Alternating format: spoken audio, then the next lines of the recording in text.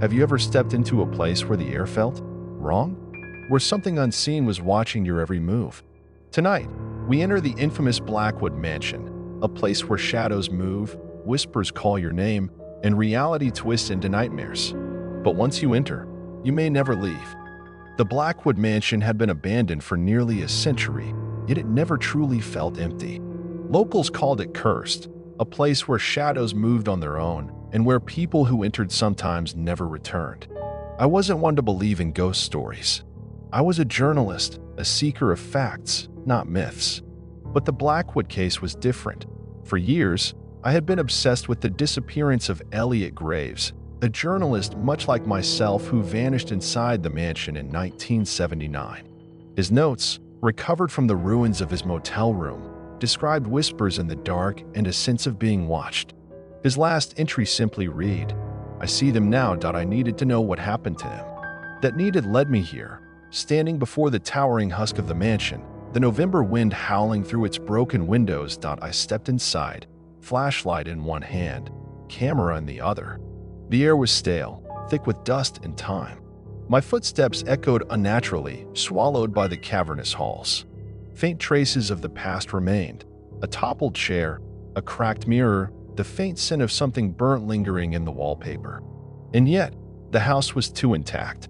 The table in the dining room still bore silverware, plates arranged as if expecting guests. A glass of wine, long dried, sat beside a polished fork. This wasn't just an abandoned house. It was a frozen moment in time. Then, the first whisper came. I spun around, my flashlight beam darting over the hallway. Nothing. Just the long corridor, stretching into darkness. But something shifted.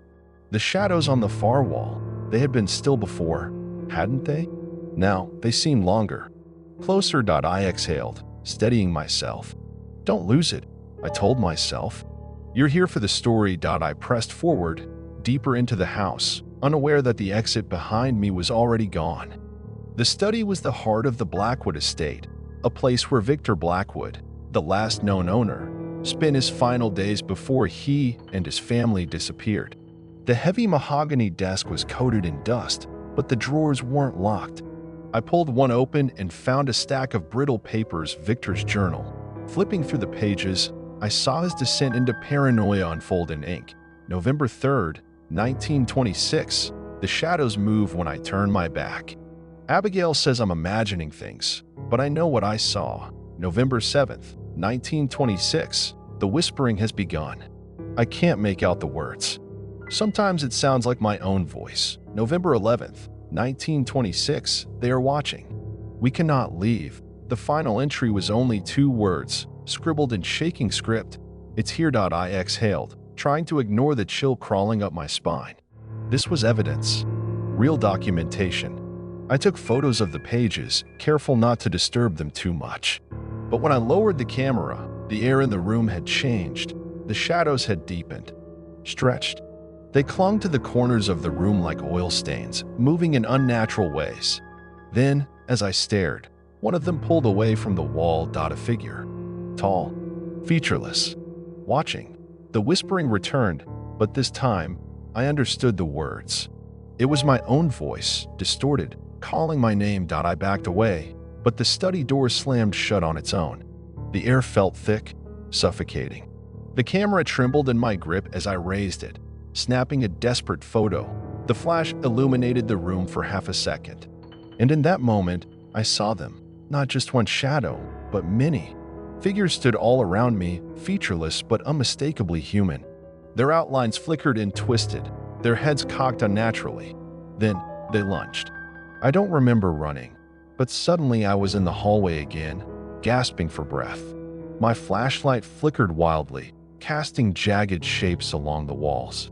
The whispers were louder now, overlapping, speaking in a language that felt familiar but made no sense. I turned toward the entrance, but it wasn't there. The door I had come through was gone. Just a solid wall in its place. The mansion had changed. It was keeping me inside. Desperation took over. I bolted down the hallway, checking doors, looking for another way out. Every room was different now. The dining room I had seen earlier was gone, replaced by a warped version of itself. The plates were full now, steam still rising from the untouched food that my pulse thundered. This isn't real. This isn't real. Then I heard it. A voice. Low. Familiar. You shouldn't have come. I turned at the end of the hall stood Elliot Graves. Or what was left of him. Elliot's figure wavered, his face partially obscured by shifting darkness. His mouth didn't move, yet I heard his voice echo inside my skull. You followed me here, just like I followed them. The Blackwoods. The house had taken them, just as it had taken Elliot. Just as it was trying to take me. I gripped my camera. There has to be a way out. Elliot stepped forward, his features twisting into something wrong. His shadow stretched, tendrils curling toward me. It's too late, he whispered, but I refused to believe that. With one final burst of adrenaline, I raised the camera and took a photo.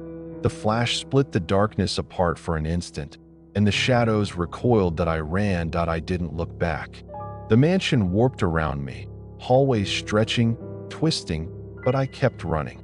And then, a door. I lunged for it, feeling cold hands grasp at my arms as I threw myself through. I hit the ground outside. The night air was freezing, but it was real. The mansion loomed behind me, silent, lifeless. The whispers were gone, but I knew better. I reviewed the photos on my camera. The last one, the one I had taken in the study, was different now. It showed me standing in the doorway, watching myself leave, and in the reflection of the glass behind me, the shadows were still there. If you found yourself inside the Blackwood Mansion, would you have escaped? Or would you have become part of its dark history? Let me know in the comments.